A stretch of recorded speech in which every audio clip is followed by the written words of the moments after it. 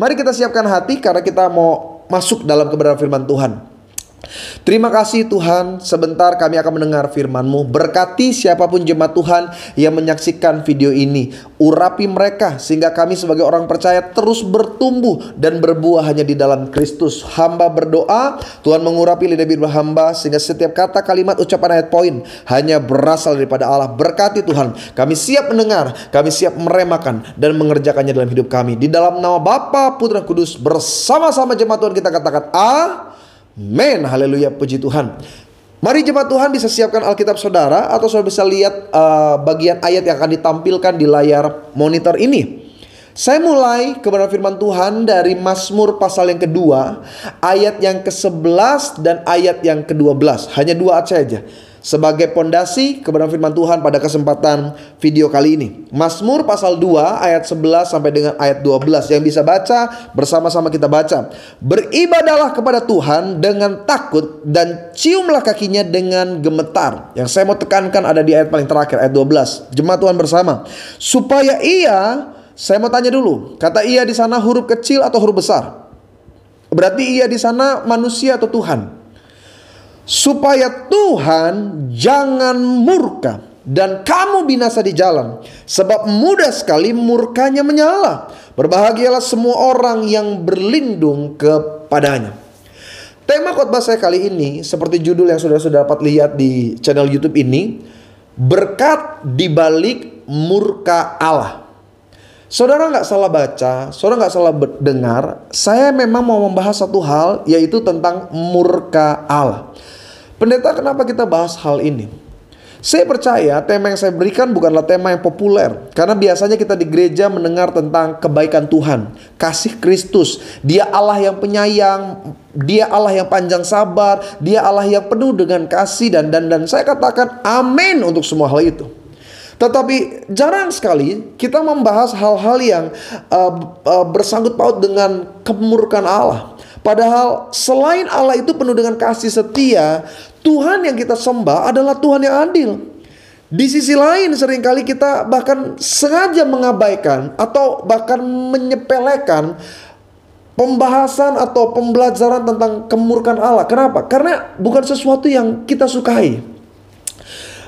Kita cenderung lebih senang mendengar hal-hal yang baik dari Tuhan. Sampai kita lupa ada 2 sisi di mana Tuhan menyatakan keadilannya.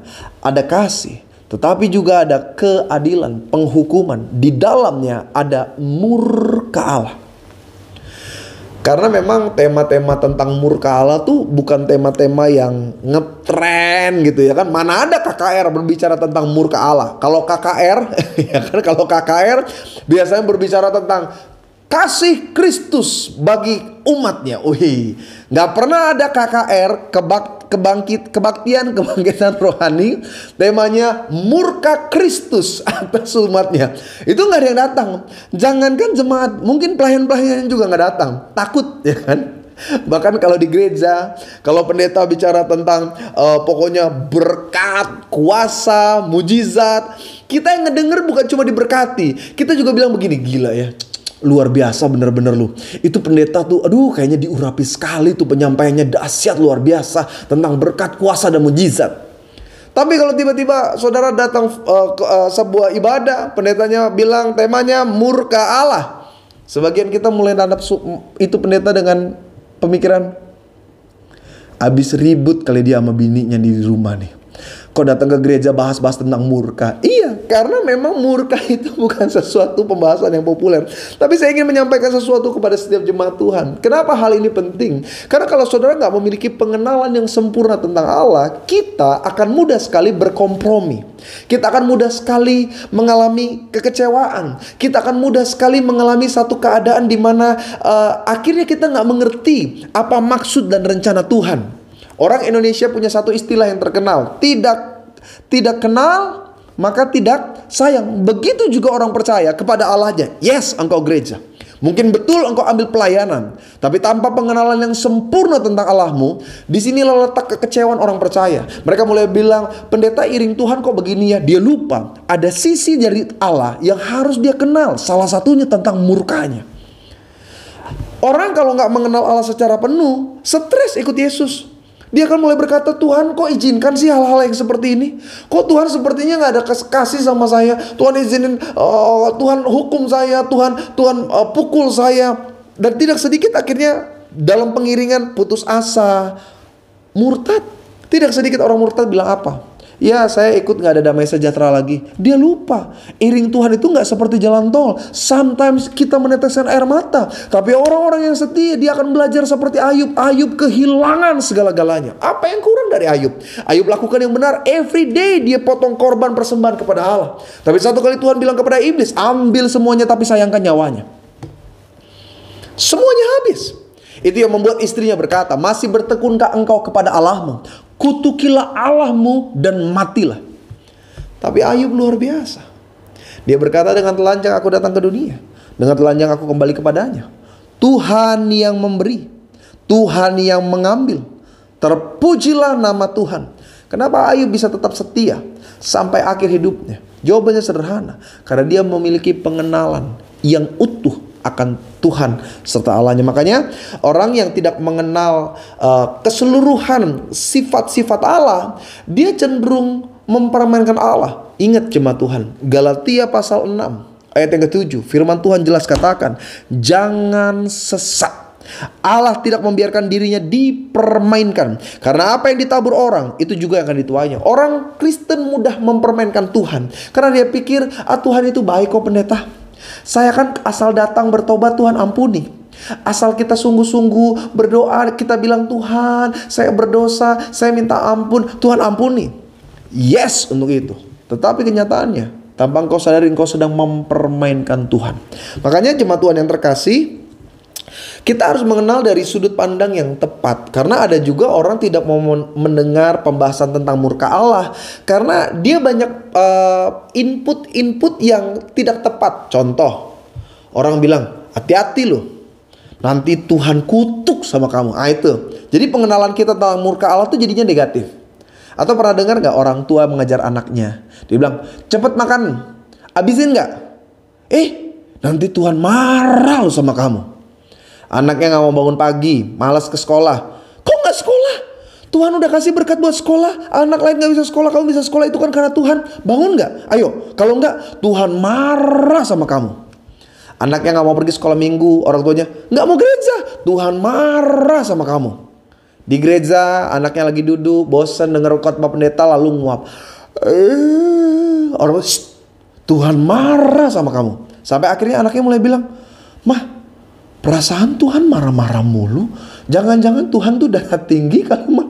Ya kan? Nah ini yang saya katakan, input-input yang tidak benar. Nah, saya ingin setiap jemaat Tuhan, video khotbah ini tidak panjang, tapi saya ingin saudara mengerti apa sih maksud berkat di balik murka Allah. Coba kembali kita lihat ayat yang tadi saya sampaikan di awal. Mazmur pasal yang kedua, ayat yang ke-12 dikatakan begini. Supaya Tuhan, supaya Allah jangan murka dan kamu binasa di jalan. Sebab apa kata Alkitab? Mudah sekali murkanya menyala. Tapi ini kalimat yang saya mau tekankan. Kenapa judulnya menjadi berkat di balik murka Allah? Dikatakan gini, berbahagialah semua orang yang berlindung kepadanya. Ayat ini kan sebenarnya kontradiksi. Maksudnya gini, kalau seseorang pribadi punya karakter pemarah, mudah sekali murka, gampang sekali emosi, siapa yang mau deket-deket? Nggak ada yang seneng. Nggak usah bicara tentang orang lain lah. Orang di kantor atau di sekolah atau di kampus atau di gereja yang mudah marah, nggak ada yang mau deket. Jangankan mereka, yang di tengah keluarga aja yang suka marah-marah, males. Maaf ya Bu, maaf banget. Punya suami yang gampang marah, enak nggak? Saya udah gak tahan pendeta dari awal sampai hari ini. Iya kan? Kita kalau punya suami yang gampang apa juga marah gitu, bikin ini salah, bikin itu salah, kita males. Pak, iya Bapak tahulah pertanyaan saya. Kalau kita punya istri yang gampang marah gitu, apa juga marah, gimana Pak perasaannya? Saya lebih baik bujang tua pendeta. Ya kan? Karena orang yang punya pribadi gampang marah itu gak disukai. Tapi Alkitab bilang dia Allah yang mudah murka, tapi berbahagialah semua orang yang berlindung kepadanya. Artinya Pribadi Tuhan adalah pribadi yang emosionalnya tidak sama dengan manusia. Nah, disinilah seringkali misunderstanding. Kita menyamakan Tuhan dengan manusia pada umumnya. Maksud saya begini, ketika kita mendengar kata murka, definisinya itu tidak lepas dari yang biasa kita lihat atas manusia. Kalau saudara belajar, murka itu diartikan sebagai respon emosional atas sesuatu yang salah atau ketidakadilan. Bahkan seringkali juga murka itu diterjemahkan sebagai kemarahan, kejengkelan, kekesalan, atau sebuah gangguan emosi. Dan parahnya kita menyamakan marahnya Tuhan, marahnya Allah itu dengan marahnya manusia. Manusia secara sederhana marah itu atas dua hal. Yang pertama, manusia itu marah karena hak, harkat, derajat, dan martabat. Yang kedua, manusia itu marah biasanya karena apa yang dia lihat nggak dia suka. Saya ulang sekali lagi. Yang pertama, ini yang paling sering orang marah. Hak, harkat, derajat, martabat. Pernah dengar kata saya tersinggung? Itu hak, harkat, derajat, martabat. Wah, udah repot itu. Persoalan kecil, terus udah bilang saya tersinggung. Itu manusia murka gara-gara hal seperti itu. Tapi tidak dengan Allah. Saudara bisa bayangkan berapa banyak hinaan dan ejekan every day yang manusia perkatakan kepada Allah. Apa Allah marah? Tidak. Allah nggak marah. Masa sih pendeta? Buktinya apa? Di kayu salib. Penghinaan luar biasa yang diberikan manusia kepada Yesus. Pertanyaan saya, apa Yesus marah? Tidak. Bahkan dia berkata, Bapa, ampunilah mereka karena mereka tidak tahu apa yang mereka perbuat. Itu Tuhan, saudara. Itu Allah. Dia tidak marah atas penghinaan, harkat, hak, derajat, dan martabat. Kalau saya jadi Yesus waktu disalib, lalu orang-orang berteriak, jika engkau anak Allah, turunlah. Saya udah tandain muka-muka mereka. Saya mulai, yang ini, yang ini, yang ini. Tunggu 3 hari, saya bangkit dari kubur, saya kejar kalian. Tapi Tuhan gak seperti itu. Ya kan? Yesus penuh dengan kasih. Dia gak sama kayak manusia. Yang kedua, manusia itu gampang marah cuma karena apa yang dia lihat dia gak suka. Contoh lah. Saudara, bu, ibu pulang gereja, terima berkat firman, terima sukacita pujian, pulang. Kita sepanjang jalan juga bernyanyi, soraklah haleluya. Pas sampai rumah, itu rumah yang tadinya kita udah bersihin dari pagi-pagi sebelum berangkat gereja, hancur berantakan gara-gara anak main di rumah. Saya mau tanya, masih ada sukacita? Atau murka? Ya kan? Kita soraklah Mama baru tinggal gereja sebentar. Oh, itu kita lebih-lebih dari hulek lah ya kan. Wah. Sampai anak bilang, ini di gereja pasti ada pelepasan nih. 2 setan yang lepas itu masuk ke mamanya. Pak, Bapak pulang gereja, terima impartasi roh sukacita, damai sejahtera di mobil. Soraklah hale. Sampai akhirnya orang pepet, nyerempet. Gak usah bicara baret lah. Kena spion nih. Jeder aja. Masih ada soraklah haleluya. Kita mulai buka jendela ya kan. Soraklah. Otakmu taruh di mana? Kenapa? Manusia mudah marah ketika apa yang dia lihat dia gak suka. Saya bisa bayangin gak kalau Allah seperti itu? Sudah entah dari kapan dunia itu dihancurkan. Tapi dia Allah yang punya murka berbeda. Makanya jemaat Tuhan begini. Apa sih berkat pendeta di balik murka Allah? Saya pelajari begini. Ada banyak ya sebenarnya poin-poinnya. Tapi dalam sharing singkat video ini saya ingin menyampaikan satu hal begini. Ketika Allah menunjukkan murkanya, Allah tuh mau saya dan saudara kita tidak jatuh lebih jauh lagi ke dalam lubang dosa. Saya ulang sekali lagi.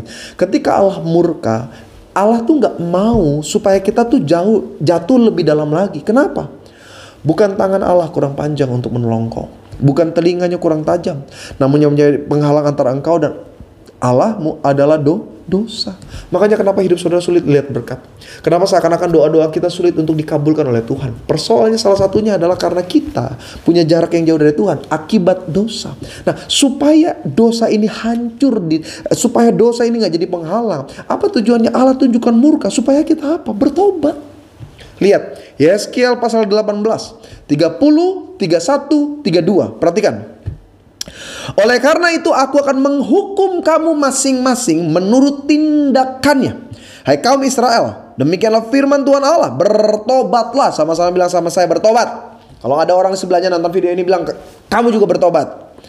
Dan berpalinglah dari segala durhakamu, supaya itu jangan bagimu menjadi batu sandungan yang menjatuhkan kamu ke dalam kesalahan. Ayat 31, buanglah daripadamu segala durhaka yang kamu buat terhadap aku, dan perbaharuilah hati dan rohmu. Mengapakah kamu akan mati, hai kaum Israel? Ayat terakhir, perhatikan baik. Sebab aku tidak berkenan kepada kematian seseorang yang harus ditanggungnya. Tuhan gak mau. Tuhan gak mau apa? Saya baca sekali lagi.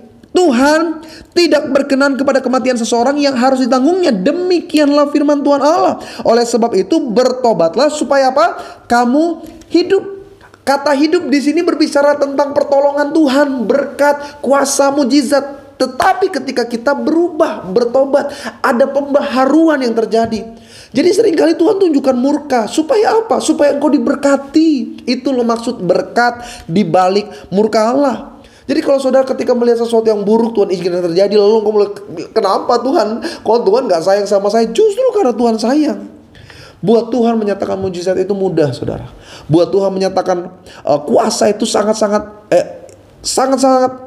gampang gitu. Apa yang susah buat Tuhan? Mendidik kita. Bertahun-tahun kita gereja, bertahun-tahun kita kenal Yesus, bertahun-tahun engkau baca firman, tapi kok gak ada perubahan, begitu terus hidup kita. Pak, Bu, pernah lihat satu gambar yang paling terkenal? Jadi gambar ini, gambar Yesus yang mengetuk pintu. Coba nanti saudara kalau lupa, saudara bisa searching, cari aja Yesus mengetuk pintu. Perhatikan deh, gak ada grendel di pintunya itu, gak ada slot gitu untuk ngebuka. Maksudnya itu pintu cuma bisa dibuka dari dalam. Jadi Yesus gak bisa paksa. Yesus cuma ketuk. Buka dong hatimu, buka dong pikiranmu, buka dong hati nuranimu. Yesus terus ketuk, Pak. Buat saya, buat engkau yang menyaksikan video ini, supaya apa? Kita berubah. Tapi seringkali kita tuh mempermainkan apa yang menjadi kehendak bebas kita dari Tuhan. Betul, kita diciptakan dengan free will, tapi ada hukum Allah yang memagari mana yang boleh, mana yang tidak boleh. Perhatikan Adam dan Hawa. Tuhan bilang semua yang ada di taman ini silakan engkau nikmati. Hanya satu, Tuhan kasih yang sekian banyak, cuma satu yang Tuhan larang. Itu saja masih dilanggar. Nah, saya khawatir itulah hidup kita.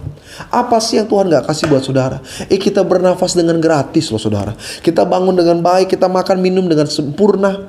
Bahkan sebagian kita mungkin lebih beruntung dari orang lain. Tapi kenapa seakan-akan apa yang Tuhan beri gak pernah cukup gitu? Terus kita nyakitin hati Tuhan. Apa harus sampai dihajar Tuhan dulu saudara? Apa sampai harus Tuhan pelintir dulu keadaan kita sampai kita benar-benar sadar? Saya pikir gak perlu. Ingat, orang-orang yang tidak bisa bersyukur dengan hidup benar di hadapan Tuhan, maaf betul saya harus pakai kata ini, gak tahu diri namanya. Pada akhirnya jangan-jangan kita sama seperti Yunus. Yunus itu diperintah Tuhan untuk melakukan rencana yang besar, tapi semuanya hancur ketika Yunus lari dari panggilan Tuhan. Dia sampai masuk kan ke dalam ikan. Jadi itu kapal dia harusnya pergi ke Niniwe, dia malah pergi ke Tarsis itu. Di tengah jalan ombak besar, dilempar undi, dia dilempar. Ikan besar datang, 3 hari 3 malam. Apa yang Yunus katakan? Ketika jiwaku letih lesu di dalam aku, teringatlah aku kepada Tuhan. Udah dihukum dulu, udah kena murkanya Tuhan dulu, udah di ujung maut. Baru dia bilang, teringatlah aku kepada Tuhan. Baru dia berdoa. Gak berapa lama dia berdoa, ikan itu muntahkan. Untung Yunus bertobat. Kalau Yunus gak bertobat, keluarnya bukan dari mulut, dari belakangnya ikan. Ya saudara, ngerti kan maksud saya? Saya lagi semangat nih menyampaikannya supaya kita orang-orang percaya menyadari gitu. Dia Allah yang penuh kasih. Yes, amin untuk itu. Tapi ingat, ada murkanya Tuhan. Tapi orang yang dekat kepada Allah, orang yang tahu pribadinya Yesus, orang yang mengenal sifat-sifat Allah, dia justru melihat murka itu sebagai sebuah anugerah. Iya ya, Tuhan lagi ingetin saya, Tuhan lagi proses saya, Tuhan mau saya jauh lebih baik lagi. Makanya dalam kasih setia Tuhan, Ia menganugerahkan keselamatan, pengampunan kepada setiap orang yang percaya kepadanya. Supaya apa? Supaya kita dididik. Dia mau mendidik kita supaya kita jauh lebih sempurna dari waktu-waktu yang sebelumnya. Ibrani pasal 12 ayat yang ke-10, perhatikan. Dia menghajar kita untuk kebaikan kita, supaya kita beroleh apa? Bagian dalam kekudusannya. Itu maksudnya kenapa Allah murka. Kenapa Tuhan seringkali izinkan usaha kita kok kayaknya sulit sukses ya. Coba deh di-review lagi gitu. Coba lihat lagi apa sih yang kurang berkenan di hadapan Tuhan. Jangan-jangan cara bisnis kita, jangan-jangan cara kita ambil keuntungan. Coba deh lihat deh, kenapa sih keluarga kita seakan-akan sulit mencapai hal-hal yang luar biasa. Coba introspeksi diri. Jangan-jangan kita jadi suami yang kasar, suami yang mudah menyakiti hati istri, hati anak-anak. Coba deh Bu, coba introspeksi diri gitu. Kenapa ya kok keadaannya nggak seperti yang diharapkan? Coba lihat lagi. Jangan-jangan memang ada kesombongan, ada keangkuhan, ada kebohongan, ada kepahitan, ada kebencian, kedendaman yang terus kita simpan dalam hidup, sehingga Tuhan harus hajar dulu saudara, supaya iya ya saya harus bertobat nih, saya harus berubah. Allah itu penuh dengan kasih, yang setuju katakan amin. Justru ketika kita bisa melakukan apa yang Dia inginkan, apa yang Dia tentukan dalam hidup kita, di situ kita akan melihat kebaikan Tuhan semakin berlimpah di dalamnya. Saya percaya Dia Allah yang mengasihi kita, sangat mengasihi. Makanya Yohanes pasal 3 ayat 16, saudara pasti hafal, gak perlu lihat teks. Karena begitu besar kasih Allah atas dunia ini, Ia mengaruniakan anak sampai anaknya dikasih. Kalau Dia saja mau menyerahkan anaknya, masakan Dia gak bisa tolong sakit penyakit saudara untuk sembuh? Kalau anaknya saja sampai dikasih, masakan Dia gak bisa berkati usaha saudara? Masakan Dia gak bisa pulihkan keluarga saudara? Tapi kenapa seakan-akan hal itu gak pernah terjadi? Karena kita belum masuk ke dalam dunia pertobatan yang sesungguhnya di dalam Tuhan. Saya mau ajak jemaat Tuhan sama-sama kita, mari kita introspeksi untuk kita bisa hidup lebih baik lagi. Kenapa saya bilang kita harus hidup lebih baik lagi? Sederhana, karena kita spesial. Kita disebut the apple of God eye. Kita ini matanya Tuhan gitu, biji matanya Tuhan. Kita sesuatu yang berharga bagi Allah. Jangan sampai dibuang saudara. Mari sama-sama melalui video ini kita berubah untuk menjadi lebih baik, sehingga murka Allah tidak mendatangkan bencana, tidak mendatangkan satu hal yang menghancurkan hidup kita. Justru sebaliknya, murka Allah membuat kita melihat berkat-berkat Tuhan yang lebih melimpah di dalamnya. Zakaria di pasal 2 ayat yang ke-8, ini ayat yang terakhir. Saya ingin setiap saudara mengerti kenapa Allah didik kita. Sebab beginilah firman Tuhan semesta alam, yang dalam kemuliaannya telah mengutus aku mengenai bangsa-bangsa yang telah menjamah kamu. Sebab siapa yang menjamah kamu? Berarti menjamah apa? Biji matanya. Tuhan melihat saya dan saudara spesial. Maka hiduplah dengan cara yang spesial. Cara yang spesial adalah cara kebenaran firman Tuhan. Kita satu dalam doa. Terima kasih untuk kebenaran firman Tuhan yang singkat ini Tuhan. Tapi hamba percaya ini menjadi sharing yang baik untuk kami renungkan. Kami coba review lagi hidup kami. Kalau kami melihat sesuatu yang gak baik, kami mau coba tanya Tuhan, apa yang Engkau mau aku lakukan Tuhan, supaya hidup kami terus berkenan di hadapan Tuhan. Berkati umat-Mu Tuhan. Engkau yang tahu beban yang sedang mereka pikul, Engkau yang tahu beratnya jalan yang sedang mereka tempuh. Tapi Engkau juga Allah yang menggandeng tangan kami untuk melihat kemenangan. Berkati melalui firman ini hidup kami diubahkan terus sempurna, semakin hari semakin mulia seperti Kristus. Di dalam nama Bapa, Putra, Kudus, diberkatilah melalui firman ini. Haleluya, puji Tuhan. Bersama jemaat Tuhan katakan amin. Haleluya, puji Tuhan.